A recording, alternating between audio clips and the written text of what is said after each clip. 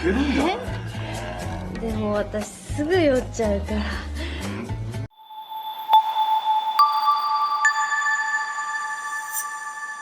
Sejak awal pernikahan, Rani selalu membayangkan momen sederhana bersama suaminya, bangun pagi di tempat asing, berjalan berdua tanpa terburu-buru, dan tertawa tanpa memikirkan pekerjaan.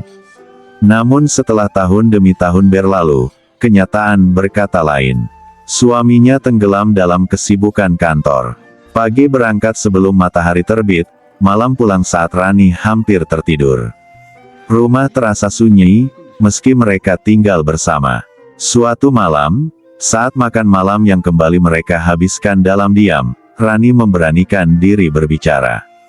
Ia bercerita tentang keinginannya untuk berlibur bersama. Bukan liburan mahal, hanya ingin pergi sebentar, menjauh dari rutinitas. Suaminya terdiam lama, lalu menghela napas. Dengan wajah lelah ia berkata bahwa pekerjaannya sedang berada di fase penting dan ia belum bisa meninggalkan tanggung jawabnya. Kata-kata itu lembut, tapi tetap menyisakan perih di hati Rani. Hari-hari berikutnya, Rani mencoba menyingkirkan keinginannya sendiri. Ia kembali menjalani rutinitas, menyiapkan kebutuhan rumah, menunggu suami pulang, dan berpura-pura baik-baik saja. Namun rasa lelah di hatinya semakin menumpuk. Hingga suatu hari, tanpa sengaja, ia melihat brosur tur wisata camping. Gambar tenda di tengah hutan, api unggun, dan senyum para peserta seolah memanggilnya.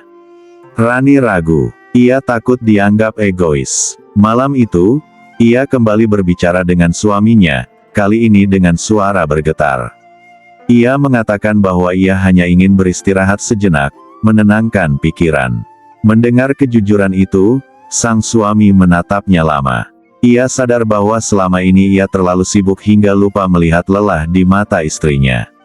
Dengan suara pelan, ia mengizinkan Rani pergi, bahkan memintanya untuk benar-benar menikmati liburan itu. Hari keberangkatan pun tiba. Rani naik bus bersama rombongan yang belum ia kenal.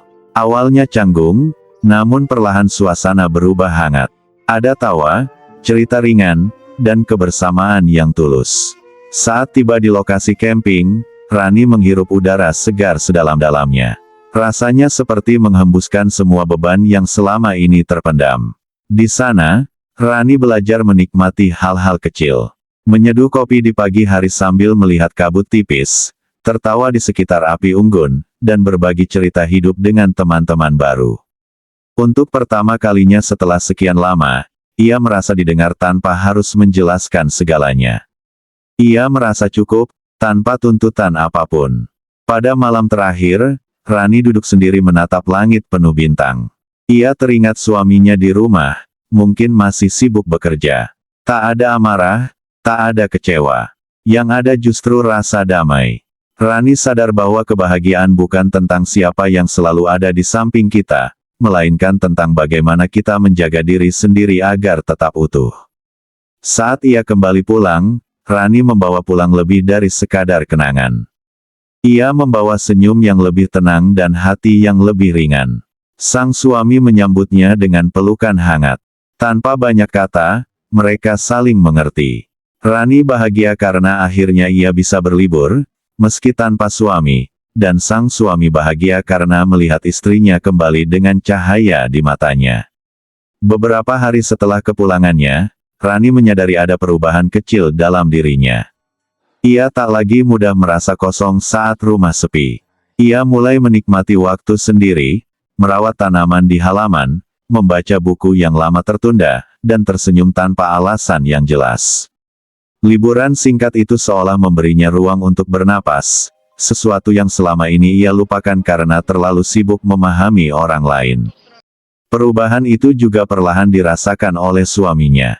Ia melihat Rani lebih tenang, tidak lagi memendam keluh kesah dalam diam.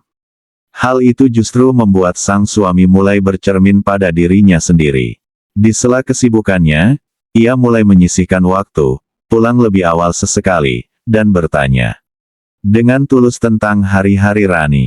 Ia sadar, kebahagiaan istrinya bukanlah hal yang bisa terus ditunda. Rani pun mengerti satu hal penting dari perjalanan itu, mencintai tidak berarti menghilangkan diri sendiri. Ia belajar bahwa meminta waktu untuk bahagia bukanlah bentuk pengkhianatan, melainkan bentuk kejujuran pada hati. Dan dari situlah, hubungan mereka perlahan tumbuh lebih dewasa, bukan karena selalu bersama, tetapi karena saling memberi ruang untuk bahagia.